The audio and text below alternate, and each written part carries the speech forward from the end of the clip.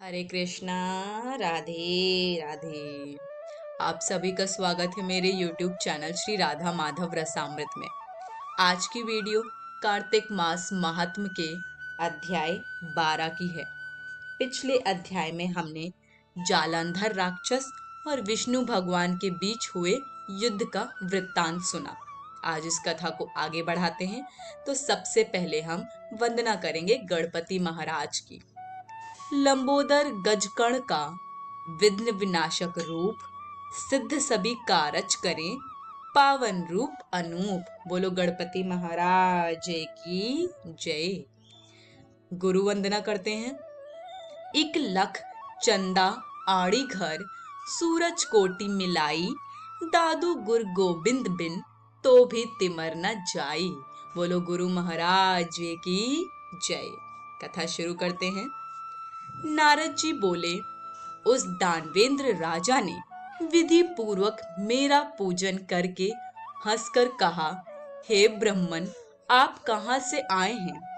कहीं कोई अच्छी वस्तु देखी है जिसलिए आप आए हो?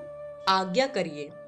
नारद जी बोले, हे दैत्येंद्र, मैंने एक समय कैलाश पर्वत पर जाकर वहां पार्वती के साथ बैठे हुए देखा। 10,000 योजन चौड़ा वह कैलाश पर्वत है। वहां अनेकों कल्प वृक्ष और कामधेनु हैं और चिंतामणियों से वह भूमि प्रकाशित है।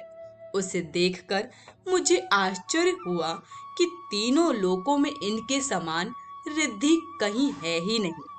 हे दैत्येंद्र, जब तुम्हारी रिद्धि की मुझे याद आई तो उसको देखने के लिए मैं यहाँ आया हूँ।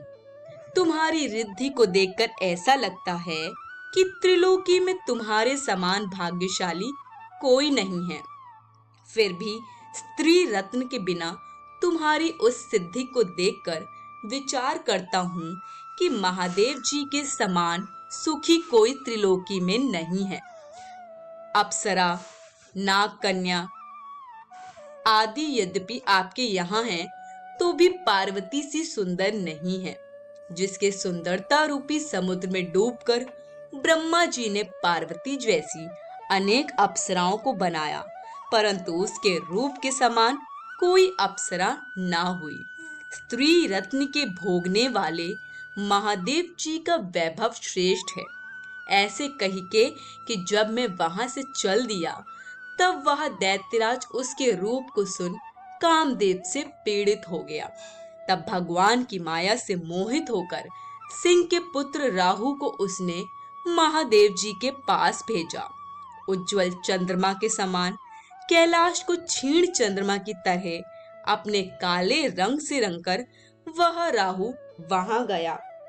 नंदी से निवेदन करने के बाद वह राहु महादेव जी के पास पहुंचा और बोला, हे वृषध्वज, त्रिलोकी के स्वामी समान रत्नेश्वर जलंधर की आज्ञा सुनो।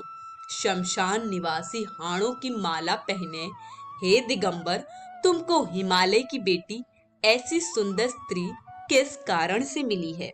मैं रत्नों का स्वामी हूँ। वह स्त्रियों में रत्न मेरे ही योग्य है, तुम जैसे भिखारी के योग्य नहीं है। नारद जी बोले, राहु के ऐसा कहते ही महादेव जी की भ्रुकुटी से भयंकर जैसा एक पुरुष पैदा हो गया।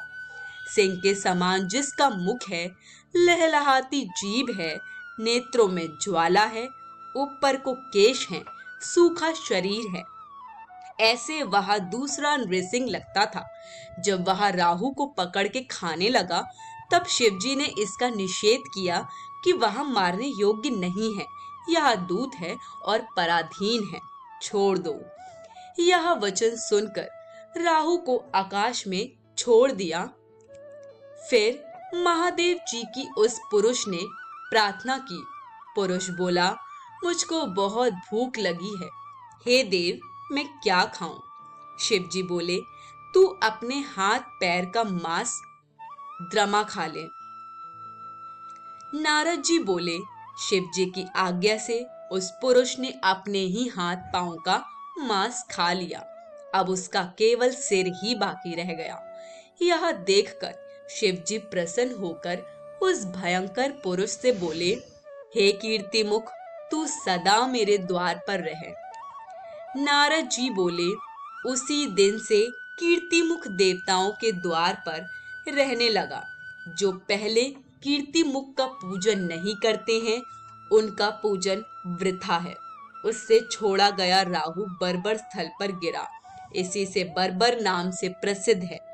फिर उस राहु ने अपना द्वितीय जन्म समझकर जलंधर के पास जाके ये सब बातें कही। आज की कथा यहीं समाप्त होती है। आगे की कथा हम आने वाली वीडियो में सुनेंगे। सभी को हरे कृष्ण, राधे राधे।